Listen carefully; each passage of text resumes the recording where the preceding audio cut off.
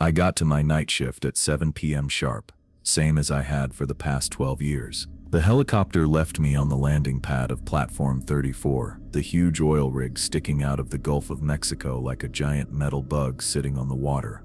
Home sweet home for 2 weeks at a time anyway. The noise hit me as I walked to the briefing room, generators buzzing, drilling equipment thumping, pressure valves hissing now and then. After so many years, I barely notice these sounds anymore, just the normal background noise of the rig. Tom Contreras was already waiting in the briefing room, his stocky body bent over the table sorting paperwork with military precision. Tom had been running shifts here even longer than I'd been working them. The deep wrinkles around his eyes had grown more noticeable over time, but his voice still had that same commanding tone that kept everyone following the rules. "Evening, Francis," he said without looking up. "Evening, Tom." I took my usual seat against the wall, nodding to the other night shift workers filtering in. The room filled quickly. Most faces I knew: Gabriela Singh from Electrical, Marilyn Diaz from Security, a handful of others who'd stuck around long enough to get that same worn-out look we all had. But there was one unfamiliar face, a young woman with short dark hair, who sat rod straight like someone trying too hard to fit in. Once everyone took their seats, Tom gave a quick throat clear. "All right, people, standard shift briefing. Weather report shows calm seas tonight. Pressure systems are stable." He flipped through his clipboard. "Before we jump into assignments, let's run through the safety protocols." I could rattle them off blindfolded, but I tuned in anyway. You don't last 12 years on an offshore rig by cutting corners. Rule number 1, Tom said, his voice dropping to that serious tone he always used for the rules. "Report anything unusual immediately. Don't wait, don't second guess yourself. If something seems off, radio it in." The newcomer was scribbling away. The rest of us just sat there. This stuff was old hat by now. Rule number 2, never investigate disturbances alone. Always maintain partner contact when checking out reported issues. Tom looked at each person in the room. Rule 3, no one goes to the outer platforms between 11 p.m. and 5 a.m. unless they've got special permission for emergency repairs. The new woman stopped writing. She glanced up with a small frown. Rule 4, Tom continued. The 5th floor remains restricted to authorized personnel only. No exceptions. Rule 5, all movements through the rig must remain under camera surveillance. No blind spots, no exceptions. Tom put his clipboard down firmly, his gesture underlining his words. These aren't suggestions, people. They're requirements. Your safety depends on following them completely. The new woman raised her hand. Tom nodded at her. "Kimberly Gray, Communications," she introduced herself. "I understand the restricted access to the 5th floor, but what exactly is up there?" The orientation materials just listed it as proprietary equipment. I studied Tom's expression. Most managers would quickly mention delicate equipment or proprietary information. Tom just watched her, the silence stretching a moment too long. "The 5th floor houses sensitive equipment that requires specialized training to maintain," he finally said. "That's all you need to know to do your job, Miss Gray." Kimberly seemed ready with more questions, but something in Tom's expression made her back off. Smart woman. "Assignments for tonight," Tom continued, moving on quickly. "Francis, you're on drilling equipment maintenance, sections C through F. Gabriela, electrical systems need checking after that power fluctuation yesterday. I zoned out until I caught my name again." Tom was finishing up.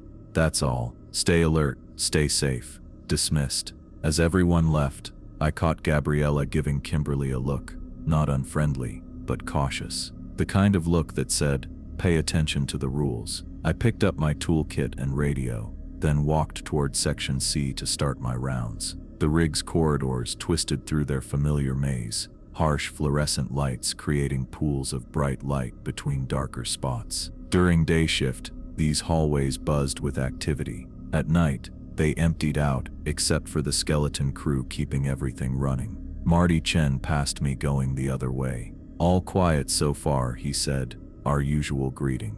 "Let's keep it that way," I replied, our usual response. I noticed how Marty kept to the middle of the hallway, steering clear of the walls lined with pipes and conduits. Most of us who'd been here a while did the same without even thinking. You pick up these little quirks out here, ways of moving that just feel right. The newcomers always caught on eventually. The drilling control room was my first stop. Lucas Henderson sat at the monitoring station, his attention locked on pressure readouts. He'd been here about 6 months, caught in that middle ground between fresh face and seasoned hand. "Evening, Lucas." He flinched. "Oh, hey, Francis. Didn't hear you come in. Everything normal?" "Yeah, all systems green." He gestured to the monitors. "Pressure's holding steady at optimal levels." I nodded and started checking the backup systems. Lucas hung around for a minute, watching me work. "Can I ask you something?" he said, voice lowered even though we were alone. "Sure, the rules Tom always goes over, especially that one about the 5th floor. Is there really just sensitive equipment up there?" I kept my eyes glued to the pressure gauge I was testing. "That's what they tell us. But you've been here 12 years. You must know more than that." I sat up and looked at him. "Lucas, the rules keep us safe. That's all you need to know."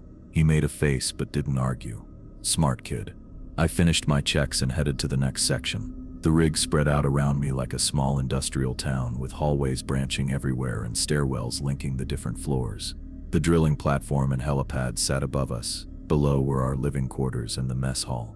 And everywhere I looked, the huge darkness of the Gulf at night showed through the scattered windows and doorways leading to the outer platforms.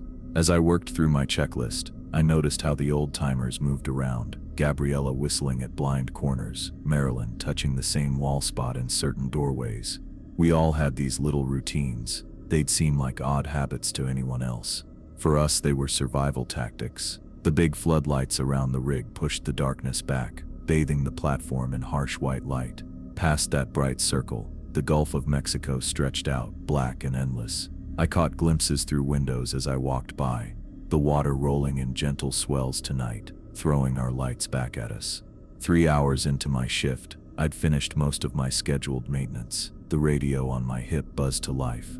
"Control to Francis, come in." I unclipped it. "Francis here. Routine check-in. Status report. All systems normal in sections C through E. Moving to F now." "Copy that. Control out." I hooked the radio back on my belt and kept walking down the hallway towards section F.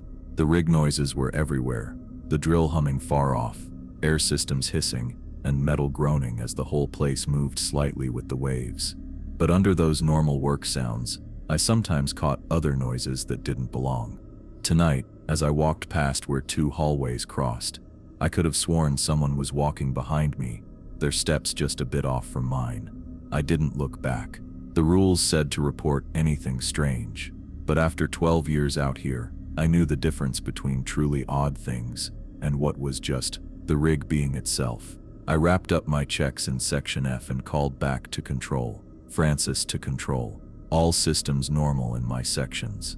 Regular maintenance complete." "Copy that, Francis." Kimberly's voice came back. She sounded alert, professional. "Anything else to report?" I paused briefly. "Negative. All normal. Control out." I lingered in the empty corridor, taking in the familiar noises of the rig. Been at this job for 12 years now, following protocols all that time, watching the revolving door of colleagues, some getting reassigned, others just disappearing. The platform groaned around me, metal stretching and shrinking with the temperature changes. Standard nighttime sounds out here in the middle of the ocean. Nothing worth noting in the log. I turned and made my way back to the control room for my mid-shift coffee, walking down the middle of the hallway right beneath the security cameras, where the overhead lights shone strongest. 3 hours into my shift, I ended up in the break room with Lucas Henderson. The fluorescent lights hummed above us, bathing everything in that sickly white light that made everyone look terrible. Lucas sat across from me as we both sipped our lukewarm coffee from the old industrial machine that never heated anything properly. "You ever wonder why they don't let us out on the platforms after 11? Lucas asked, breaking our comfortable silence. I shrugged, focusing on the maintenance log I was updating. "Safety protocol. It's harder to see things at night, but we've got those massive floodlights. You could perform surgery out there with that much light." I glanced up at him. Lucas had been here 6 months, long enough to understand the rig's routines but still new enough to stay curious. His sandy blonde hair tumbled over his forehead as he leaned in, his pale blue eyes more serious than I'd seen them before. "Some rules don't need explaining, Lucas. They just need following." He nodded, acting like he bought it, but I could tell he didn't. The kid seemed jumpy tonight, full of that nervous energy that always made the old-timers worry. He kept sneaking looks at the small window overlooking the platform outside. "I've been having these dreams," he said, voice dropping lower. "About the water. It's like it's talking to me, you know." I put my pen down. Everyone has strange dreams out here. Being alone this long messes with your mind. "No, it's not like that. It's like..." Lucas stopped mid-sentence. He turned to the window, his eyes fixing on something in the darkness. I looked where he was staring but couldn't see anything unusual, just the black night stretching beyond our floodlights. "You hear that?" he whispered. I listened. Just the normal rig noises, machinery buzzing, distant metal groaning. "Hear what?" He didn't answer. Instead, he got up so quickly that his chair made a harsh sound against the floor. Without saying anything, he walked to the door that opened onto the outer platform. "Lucas, where you going?" I called after him. No answer. He moved with an odd determination, like a person in a trance. "Henderson." I tried again, louder this time. He kept moving, grabbing for the door handle. Something about how he carried himself sent chills down my spine.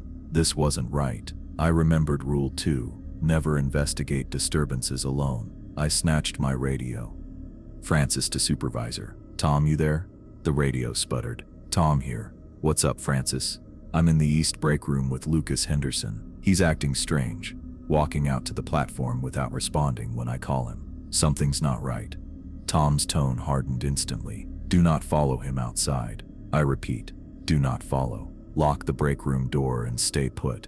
I'm on my way with backup. Copy that. I stared out the window as Lucas stepped outside. He moved like a robot, as if someone had taken control of him. I wanted to run after him, but Tom had been clear with his order. Rule 2 was there for good reason. I locked the door and kept my eyes on him. Lucas walked across the platform toward the edge with that same creepy steadiness. The floodlights lit him up against the darkness. 3 minutes later, Tom's voice crackled through the radio. "We're coming in from the north entrance. Don't move." I spotted flashlight beams cutting through the darkness as Tom and two others, seemed to be Marilyn Diaz and Jeff Winters, stepped onto the platform.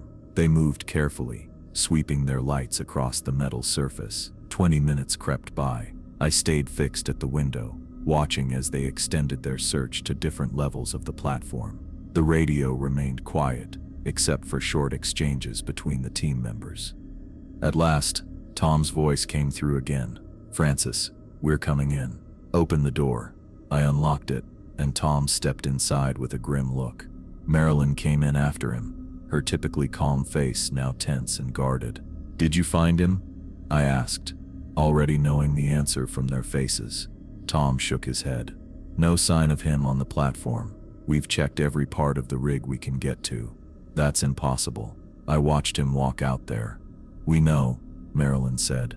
"We checked the security footage. It shows him walking to the edge of the platform and then..." She glanced at Tom. "And then what?" I pressed. "And then nothing," Tom said flatly. "He reaches the railing and the camera feed glitches for 3 seconds. When it clears, he's gone." I tried to wrap my head around this. He jumped. No splash, no disturbance in the water, and the life preservers are all accounted for, Marilyn reported. "We've checked the emergency boats too, all present." Tom's radio crackled. "Control to supervisor." "Go ahead, Control. We've completed the camera sweep of all levels. No sign of Henderson anywhere on the rig." Tom acknowledged and turned to me. "I need you to check his locker. See if anything's missing." Lucas's locker was in the changing room down the hall. I opened it with the master key Tom gave me. Everything seemed normal. Work clothes hanging neatly, boots on the bottom shelf, a dog-eared sci-fi paperback with a bookmark stuck halfway through. His wallet sat on the top shelf, Idaho card still inside, along with about $60 in cash and a picture of a young woman who was probably his sister. "Everything's here," I told Tom when I returned. "Wallet, Idaho, personal stuff. Nothing missing." Tom nodded as if this just confirmed his suspicions. "I'm starting a complete sweep of the rig. Every corner, every compartment. Marilyn, work with security, teams of 2, no exceptions. "What about the 5th floor?" she asked quietly. Tom's face turned stony. "I'll take care of that myself." For the next 4 hours, the night crew dropped their regular work as we combed through every reachable area of the rig. We looked through storage rooms, crawl spaces, maintenance tunnels, anywhere someone might hide. I worked alongside Gabriella Singh as we carefully searched the lower levels. "You were with him right before it happened," she said as we checked a supply closet. "Did he say anything unusual?" I paused, then mentioned Lucas's dreams about the water speaking to him. Gabriella stopped touching the shelf she was checking. Speaking how? He didn't get to explain. That's when he got up and walked out. She nodded slowly, then kept searching without saying anything else. But I noticed how she moved with extra care now, taking her time with each area. By 4 a.m., we'd looked through every spot we could get to. The team huddled in the control room for Tom's update. You could feel the tension. Everyone looked exhausted, their expressions showing not just tiredness but something deeper, a shared nervousness nobody wanted to talk about. "No signs of Henderson anywhere on the rig," Tom announced. "No evidence of accident or foul play. The company has been notified and a formal investigation will begin when the next supply helicopter arrives." Kimberly Gray raised her hand, her face washed out under the fluorescent ceiling panels. "What exactly are we supposed to think happened to him?" Tom looked around the room. "The official report will list him as missing, presumed fallen overboard. But the cameras," she started, "show inconclusive footage due to technical malfunction." Tom cut her off. "That's what the report will state." The room went quiet. We all knew what we'd seen, or rather what we hadn't seen, on those cameras. "I need everyone to return to essential duties for the remainder of the shift," Tom continued.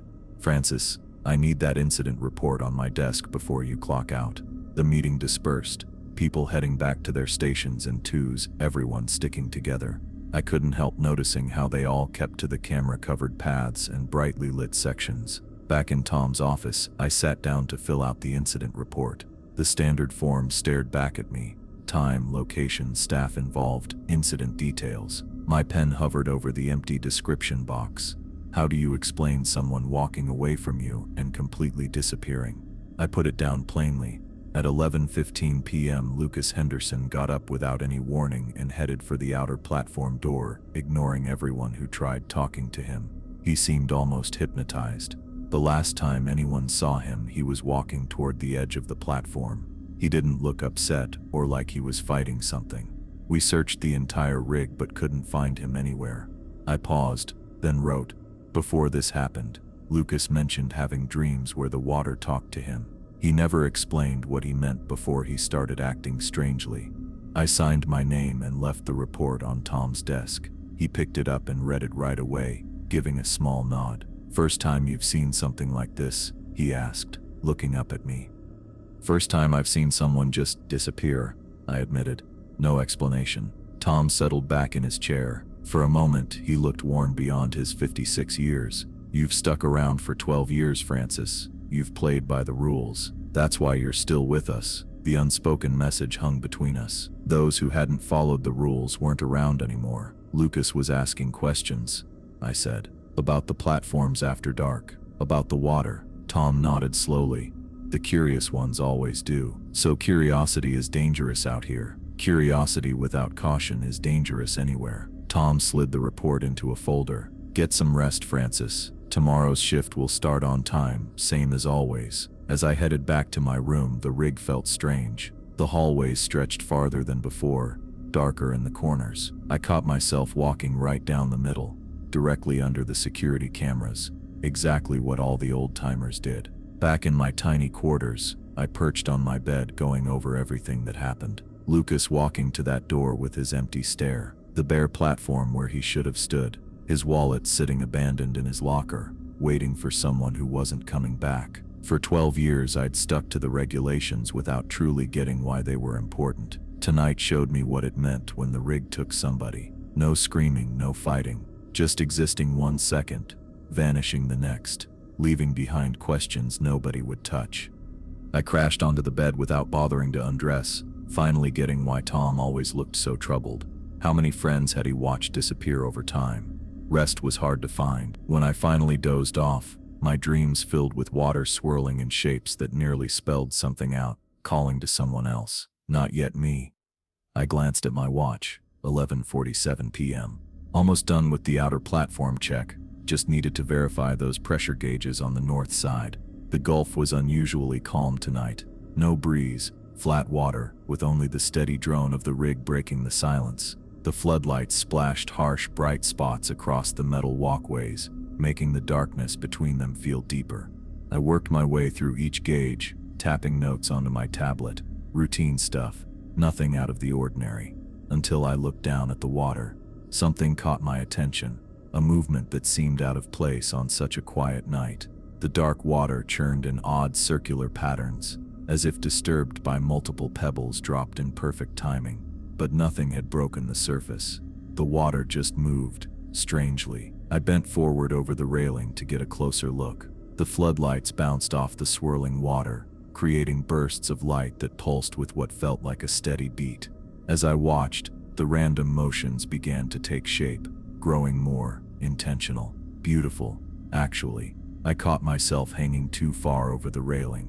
The water below moved in a way that pulled me in, light dancing across its surface in patterns that felt like they almost made sense, as if it was trying to tell me something. The familiar racket of the rig, that mechanical background noise I'd lived with for 12 years, seemed to drift away. Something else took its place. Not exactly a sound, more like a feeling you could almost hear. It rose from the water, drawing me in, urging me to look deeper, to understand what was happening beneath the surface, just a little closer.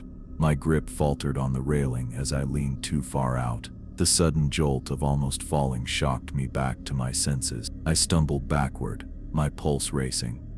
What the hell was I doing? I blinked hard and shook my head. All water still moved in those weird patterns, but now I understood what that pull really was. Something dangerous, something completely unnatural.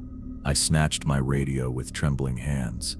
Francis to control. There's weird water movement around the north platform. The pattern is, something's off. After a quick silence, Gabriella responded. Control receiving. Checking camera feeds now. I forced myself to stare at the walkway, avoiding the water. There's something about it that pulls you in, makes you want to get closer. Confirmed, Gabriella replied, her voice tight with professional control. Camera feeds show abnormal water movement patterns. Return inside immediately, Francis. Copy that. I looked toward the door heading back inside, but something made me check the platform first. My blood ran cold. 3 other workers stood at different spots along the platform's edge. Jeff Winters from maintenance was at the east corner, completely still. Kimberly Gray stood near the equipment shed, one hand on the railing, leaning forward with the same blank expression I must have had earlier. And there was Marty Chen actually sitting on the lower railing, his legs hanging over the edge as he gazed down at the water. None of them answered when I called out to them. The intercom system buzzed with static before Tom's voice boomed across the platform. Attention all personnel. This is a code yellow. All outer platform areas are now restricted. Head to interior safe zones right away. Again, everyone must clear outer platforms now. I went to Kimberly first, since she was nearest. Her eyes stayed locked on the water, pupils wide in the harsh glare of the floodlights. She didn't react when I touched her shoulder.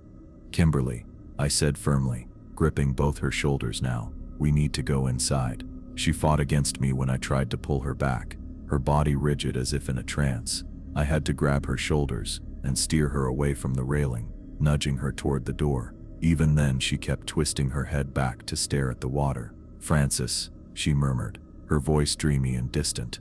You should see it. It's showing me something important.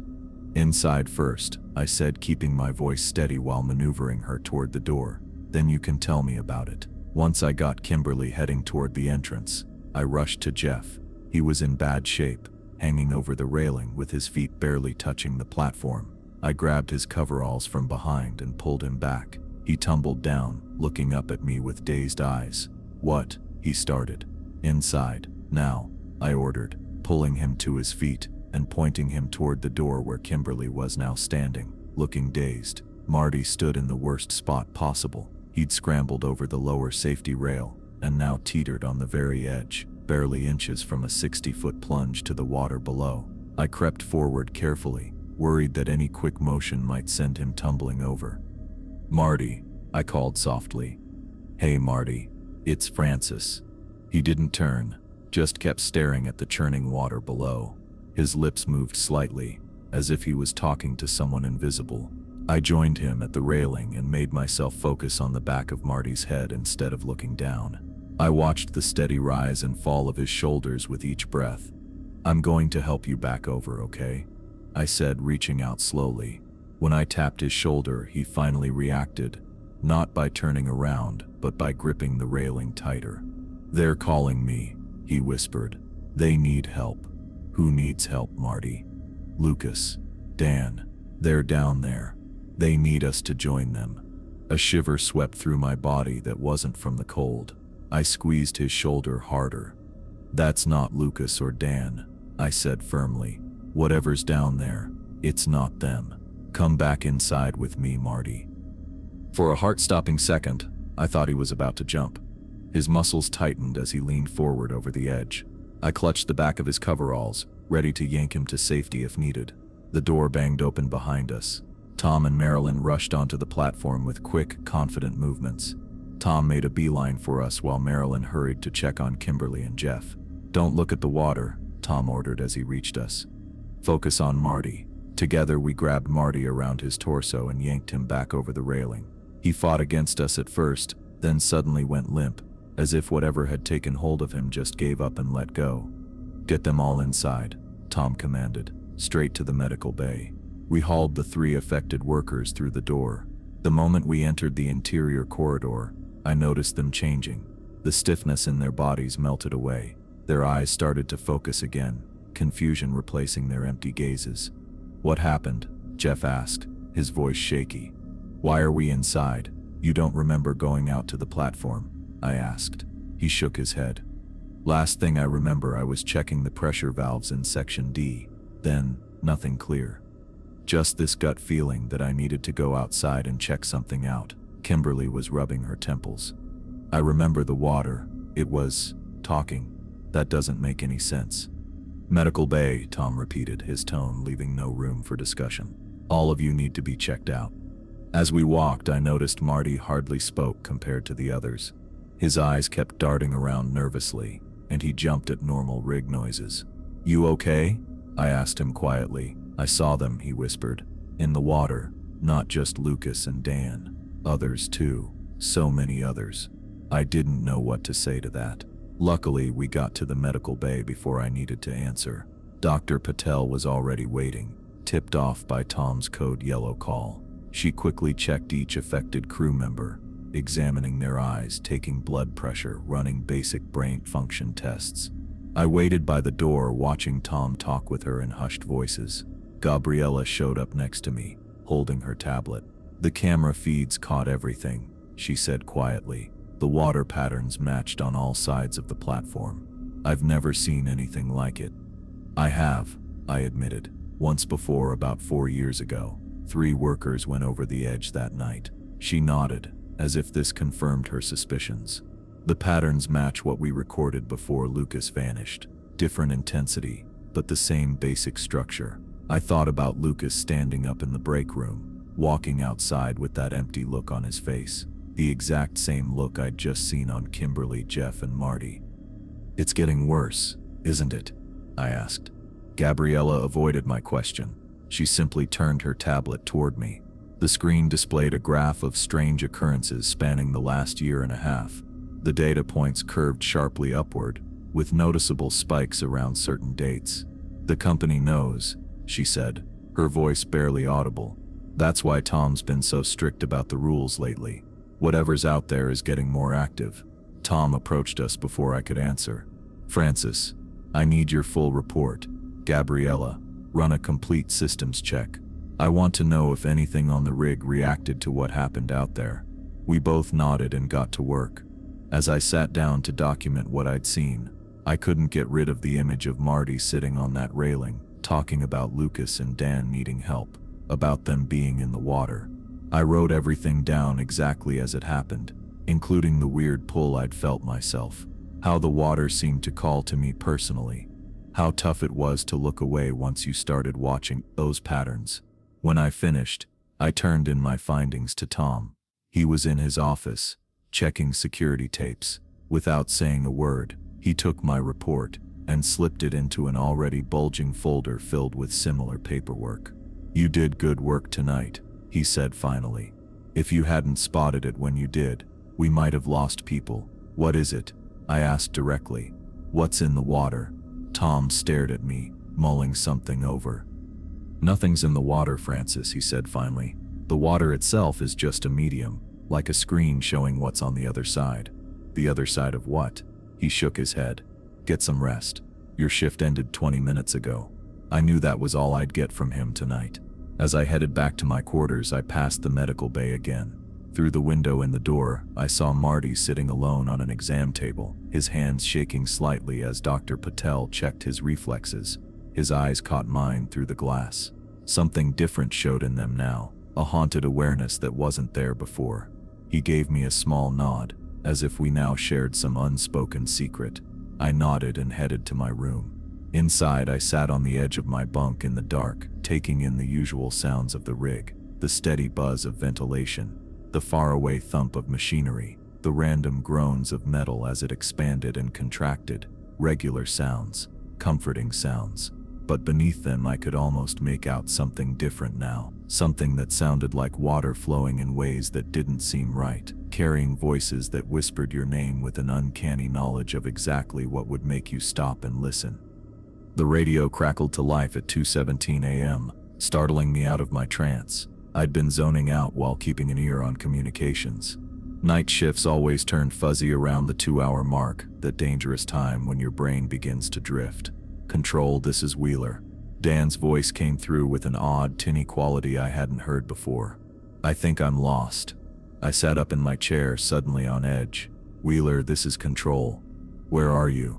A burst of static, then I'm on the 5th floor. Something's off up here. My stomach sank. The 5th floor was restricted. Rule 4. Dan knew that. Everyone did. "Wheeler, you need to exit that area immediately. What are you doing up there?"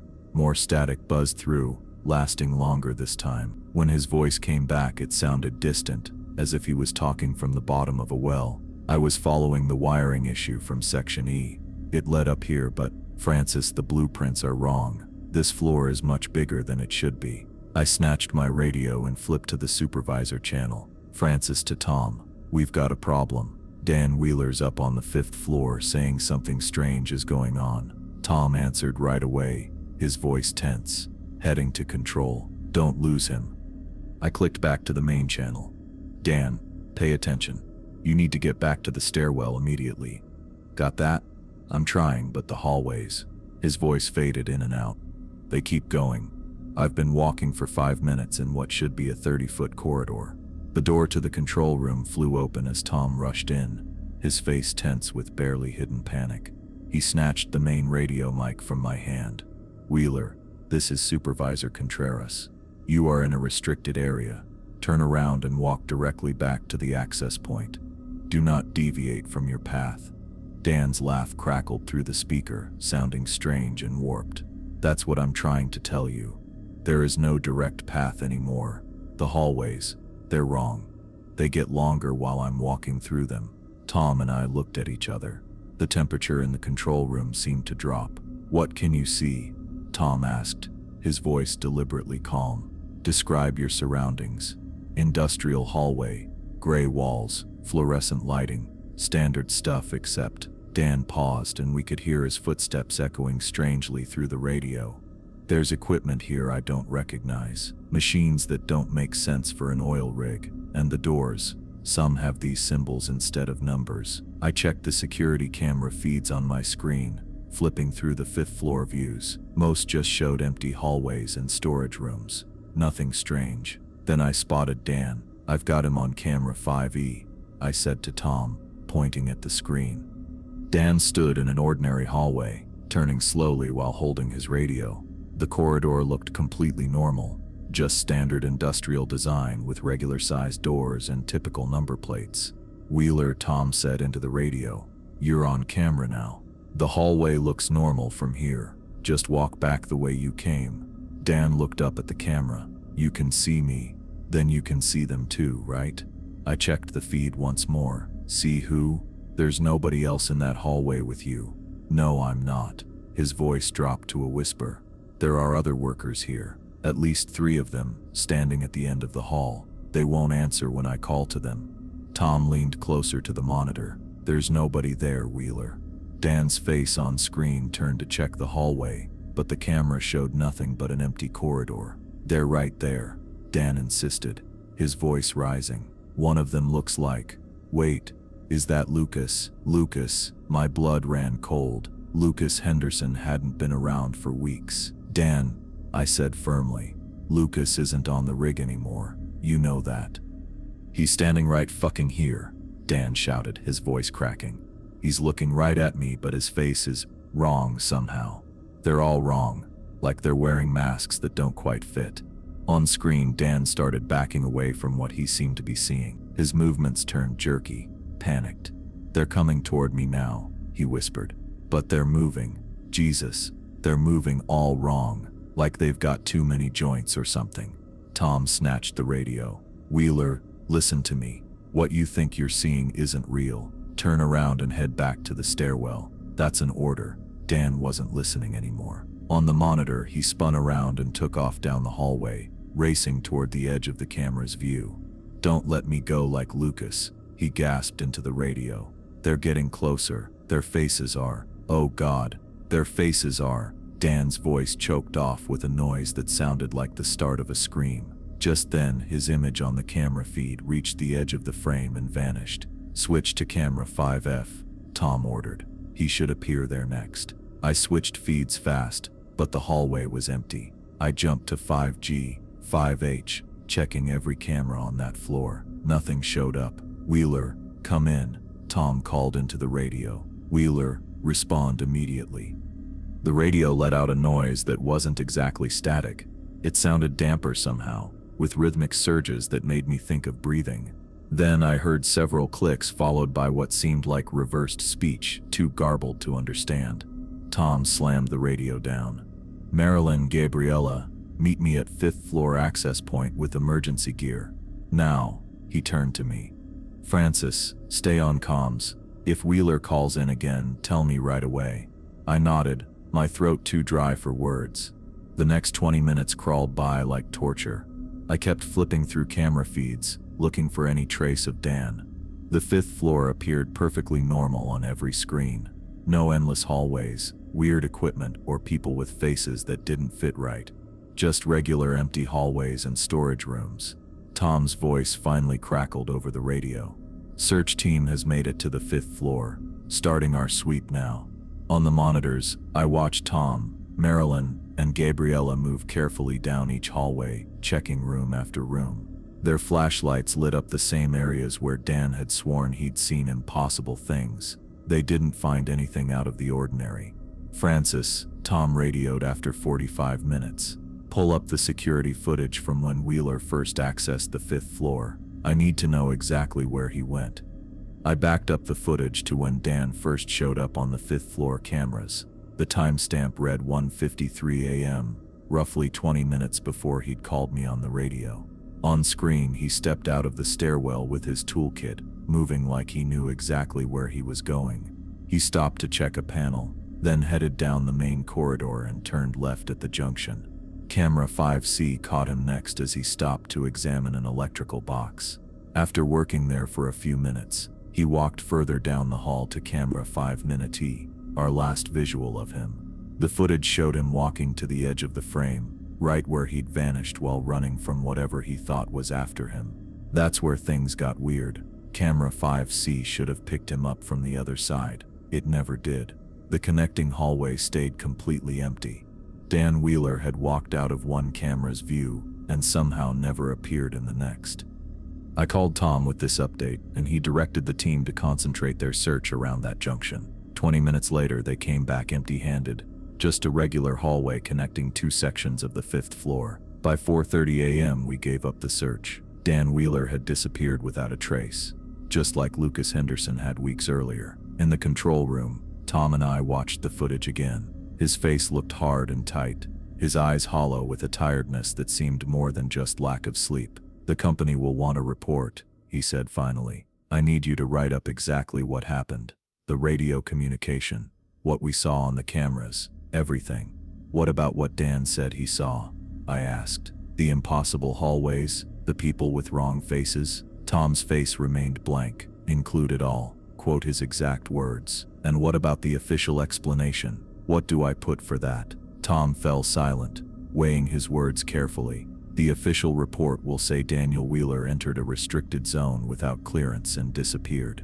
We'll list it as a probable accident, someone who didn't know the territory getting in over his head." "That's bullshit," I said before I could stop myself. He knew exactly what he was doing. He was following an electrical issue.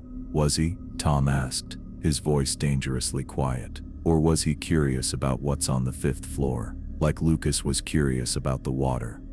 I had no answer for that. "Write the report, Francis," Tom said, standing up. "I need it before end of shift." After he left, I sat by myself in the control room, looking at the frozen image of Dan Wheeler on my screen, the last moment before he walked out of frame and vanished. His face showed focus, maybe worry, but not fear. The fear must have come later, when he saw whatever waited for him in that hallway.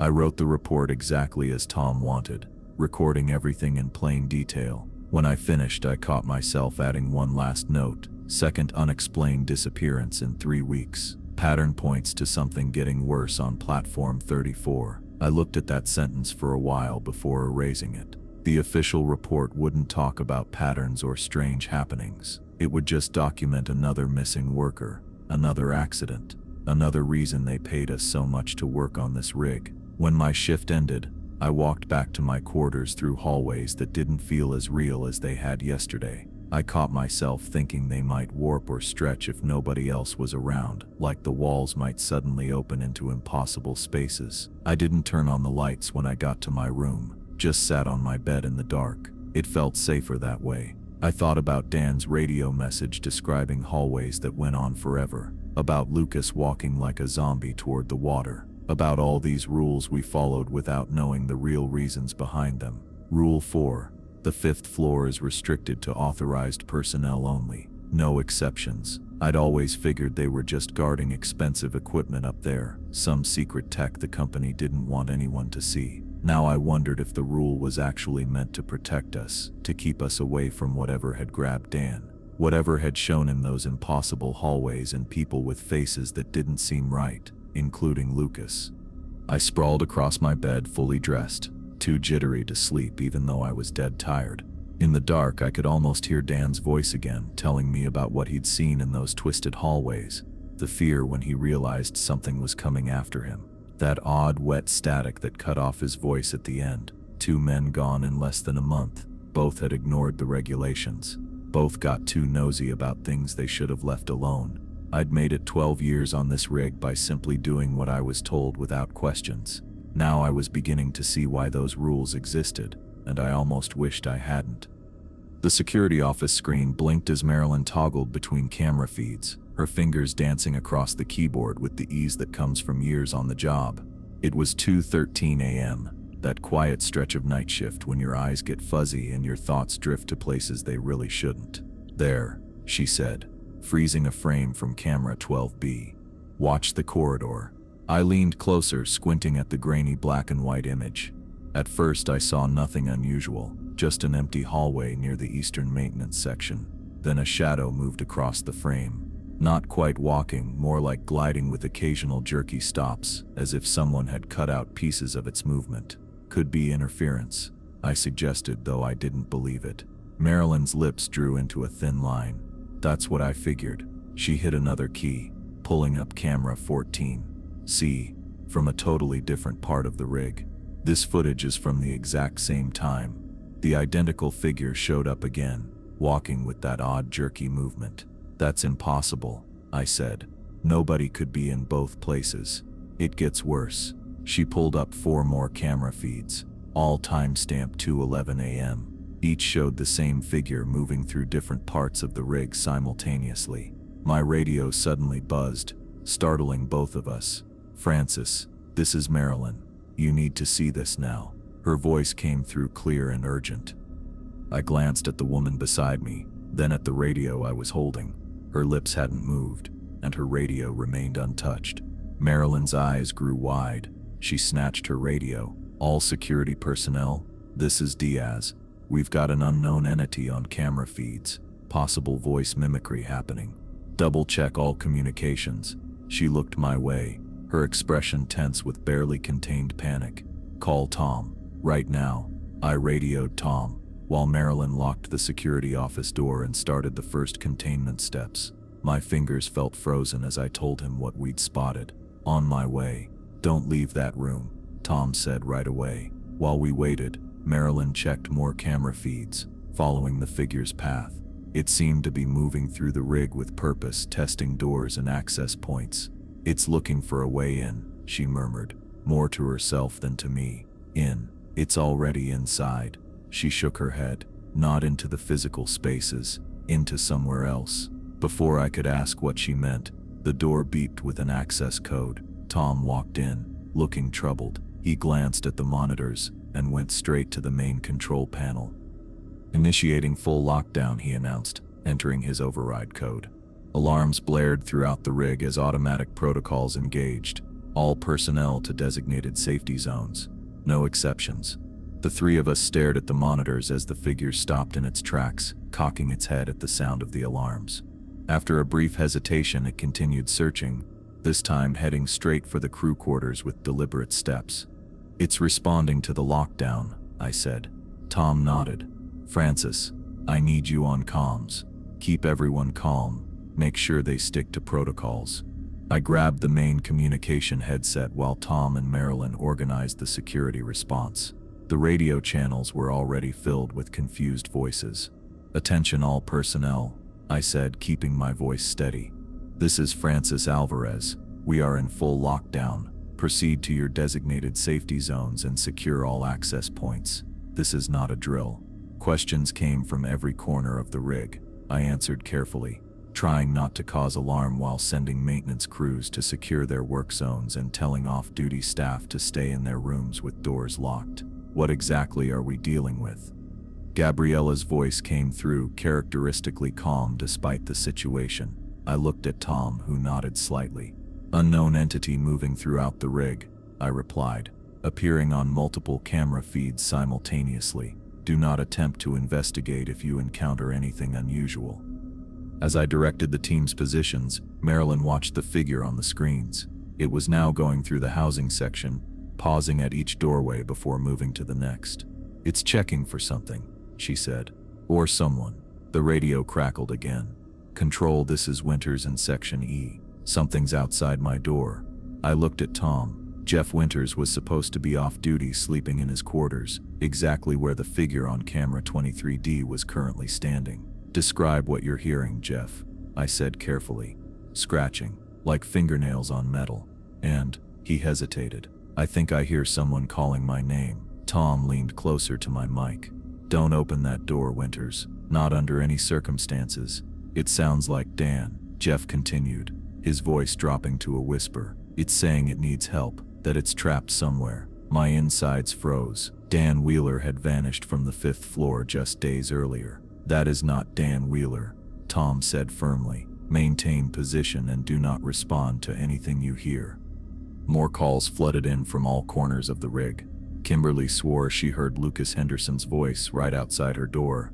Gabriella described what sounded like water rushing through her walls. 3 maintenance workers in the east section reported whispers coming from the vents, multiple voices calling their names. I tried to keep everyone calm, giving them all the same directions. "Stay where you are, keep your doors locked, and don't check out any strange noises or voices, no matter what." The monitors showed the figure still exploring the rig, moving with purpose. It would sometimes just stand outside a door for what felt like forever, then suddenly rush through hallways and stairwells. What really got to me was how it moved through the space, sometimes walking straight through closed doors or hovering just a bit off the ground. "The cameras aren't showing everything," Marilyn said, pointing to monitor 17B. The figure stood outside Kimberly's quarters, its arm extended toward the door, but there was something wrong with the image. The arm seemed to blur and distort, as if the camera couldn't properly process what it was seeing. "It's trying to open the door," Tom said, "but the method doesn't register on camera." I radioed Kimberly. "What's going on at your door right now?" Her voice came back strained with barely contained panic. "The handle's jiggling by itself, like someone's trying to get in, but the lock's still holding." Tom checked the time, 3:47 a.m. "Just 2 more hours till sunrise," he said under his breath. "You think it'll leave when the sun comes up?" I asked. He didn't answer straight up. "These things get more powerful after dark. Always have." The next few hours felt like forever. We kept in touch with the crew non-stop, following where this thing went and making sure nobody was in danger. Sometimes it would vanish completely from our cameras before popping up somewhere totally unexpected. At 5:23 a.m., right when the sky would start getting lighter in the east, something shifted. The figure froze, standing completely still in the main hallway of Section C. 6 different cameras showed the exact same image. This thing just standing there, not moving an inch. "What's it doing?" I asked. Marilyn shook her head, waiting for something. At exactly 5:30 a.m., the figure disappeared from all feeds at once. There 1 second, gone the next. We sat in nervous quiet for 15 minutes, checking every camera for any trace of the entity. Nothing showed up. "Maintain lockdown," Tom ordered.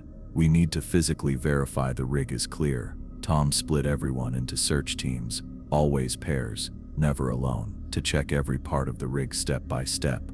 I ended up with Gabriella, and we went through the eastern maintenance areas, looking through storage rooms, equipment bays, and all the narrow corridors. "You've seen something like this before, haven't you?" Gabriella asked, as we cleared another room. I paused, then gave a small nod. "Yeah, once, about 4 years back, but it wasn't this organized. This one seemed like it was searching for something particular." "Or someone," she said quietly. We finished checking our areas without any problems and told Tom everything was clear. The other teams reported the same thing. They couldn't find the entity anywhere on the platform. At 7:15 a.m., Tom announced, "Lockdown is over. Everyone can go back to work." People came out from their safe spots, rattled but okay. No one got hurt, though many said they kept hearing voices calling to them all night, voices of folks who weren't on the rig anymore. Back at Mission Control, Tom gathered the senior team, myself, Marilyn, Gabriella, and Dr. Patel. "What we experienced tonight was a probing action," Tom said, his voice low and serious. "It was testing our defenses, looking for weaknesses." "Testing for what?" Dr. Patel asked. Tom glanced at me. "For ways to reach us, to find more candidates. Like Lucas and Dan," I said. He nodded. "The things lurking around here are getting nastier lately. More coordinated too. This is our first case of one showing up in different places at the same time." "It used their voices," Gabriella noted. "Lucas and Dan. Others too, from what the crew reported." "Yes," Tom agreed. "It uses familiar voices to create trust, to make you want to open the door." I mulled over what Marty told us after he fell in the water, how he claimed to see Lucas and Dan in there, saying they needed help. The exact same message Jeff heard through his bedroom door last night. "So what do we do?" I asked. "We strengthen the protocols," Tom replied. "Additional security measures on all access points. No one works alone, even during day shifts, and we need to prepare the crew for what might come next." "You're going to tell them the truth?" Marilyn asked, surprise evident in her voice. Tom's face tightened. "A version of it. They need to get why the rules actually matter, why breaking them puts everyone in danger." As the meeting ended, Tom asked me to hang back. Once everyone had left, he grabbed a bulky file folder from his desk drawer. "This contains every incident report from Platform 34 since it was commissioned 15 years ago," he said, placing it in front of me. "I want you to read it. All of it." I looked at the folder. "Why now?" "Because you've survived 12 years on this rig, Francis. That's not an accident. You have instincts for this place, for its dangers." He pushed the folder closer to me. "And because I need someone else who understands what we're really dealing with." I grabbed the folder, the heft of it representing all those lives at stake. "Get some rest first," Tom said. "You've been up all night, but read this before your next shift. You need to know what came before if you're going to help us survive what's coming." Walking back to my quarters, I passed crew members in the corridors, tired, shaken but alive. They nodded to me with a new respect, as if my steady voice during the lockdown had somehow changed how they saw me. In my room, I put Tom's folder on my desk and dropped onto my bunk. The night's events played through my mind, that shadowy figure moving through the rig like it belonged there, the voices calling through doors, how it had disappeared when the sun came up. I thought about Lucas walking like a sleepwalker toward the water, about Dan on the radio, describing hallways that couldn't exist and people with faces that seemed wrong, about the rules we followed that kept us breathing. The folder rested on my desk, part promise, part warning. Inside were answers to questions I'd avoided for 12 years. Why our rig wasn't like the others, why people vanished, why we had those rules. I crashed onto my bed still dressed, too worn out to bother changing. As I drifted off, I caught whispers at the rim of awareness, voices I knew calling my name, somehow knowing exactly what would make me respond. But I kept quiet. Not yet. The sun crept up over the Gulf of Mexico, looking ordinary enough, orange-gold rays spreading across the water, making the metal surfaces of Platform 34 shine like copper. But nothing seemed normal anymore. Not after what happened last night. I leaned against the railing outside the mess hall, staring at that misleadingly calm horizon while sipping a cup of coffee that had turned cold. My third cup since they'd lifted the lockdown. Even though I was completely worn out, sleep had been impossible to find. All personnel report to the main conference room. Attendance mandatory. Tom's voice crackled through the PA system, interrupting my thoughts. I finished my coffee and went inside. The hallways felt strangely silent, with people walking quickly but barely speaking. None of the usual chatter or grumbling that typically filled the air during shift changes. Last night had clearly shaken everyone. The conference room was already crowded when I walked in. I squeezed into a spot along the back wall beside Gabriella, who gave me a quick nod. Her red eyes looked tired but focused. I doubted she'd slept much. Kimberly was up front, sitting tall with her notebook ready, staying composed despite hearing Lucas's voice outside her door throughout the night. Jeff Winters sat a couple chairs away from her, just staring down at his hands with stubble covering his face. Tom came in last, shutting the door firmly behind him. He looked worn out, like he hadn't slept in days, with wrinkles around his eyes. I'd never really noticed until now. He glanced around the room, meeting each of our eyes before he finally spoke. What happened last night wasn't an isolated incident. He began without preamble, and it won't be the last. The room stayed quiet. Nobody looked shocked by what he'd said. I've been authorized to provide you with information that's normally restricted to management level. Tom placed his hands flat on the table in front of him. Platform 34 isn't just an oil rig. It's situated at what the company calls a crossing point. Crossing to what? Someone asked from the middle of the room. Tom's face gave away nothing. To somewhere else. The Gulf of Mexico has always had spots where the boundary between natural and other forces is weak. This place is one of them. I thought about the water moving in impossible patterns, about corridors that stretched beyond what should be physically possible, about figures showing up on multiple cameras at the exact same time. The entities that exist at these crossing points are attracted to human consciousness, Tom continued, particularly to minds that are curious, that seek understanding, that push boundaries. My gaze wandered to the vacant seats that Lucas and Dan should have filled. The 5 rules you've been given aren't arbitrary safety procedures, Tom said, his voice hardening. They're boundaries, protective measures developed over decades of operating in these locations. Kimberly scribbled frantically in her notebook. The company has more rigs like this one. Tom nodded. Several, scattered across global hotspots, different forms, same basic idea. And these rules, Gabriella spoke up, her voice steady. They were developed through trial and error. Yes, Tom's single word carried the weight of lives lost, painful lessons. I thought about the folder on my desk, 15 years of incident reports. How many names filled those pages? How many Lucas Hendersons and Dan Wheelers had I seen come and go? What happens to them? Marty Chen asked quietly from the corner. The people who disappear.